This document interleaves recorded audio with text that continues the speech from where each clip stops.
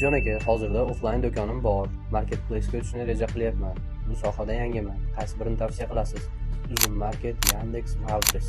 Xuddi shunaqa savolni juda ham ko'pchilik so'raydi. Offline do'konimni onlaynga o'tkazishim kerak, nimadan boshlashim kerak? Men sizga buning uchun 3 ta fakt aytaman. Agar bu faktlarni qo'llasangiz, bemalol muammolarsiz onlaynga o'tib ketasiz. Birinchi fakt, arenda to'lashdan qutulasiz. Minglab dollar biz hozir arendaga ishlatamiz. Ikkinchi fakt, bitta lokatsiyaga bog'lanib qolmaysiz.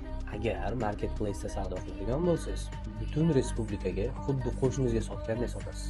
Va asosiysi, uchinchi fakt, nima uchun aynan hozir kirish kerak? Uzun Market, Yandex, Wildberries bular juda katta kitlar.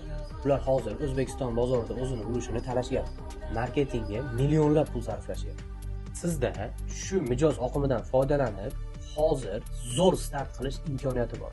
Ismim Umidjon. Uzun Marketda 1,5 yildan beri faol savdodaman. Agar sizga ham marketplace'lar, onlayn savdolar haqida qiziqarli ma'lumotlar kerak bo'lsa, sahifamga obuna bo'ling. Sizga albatta foydali bo'ladi.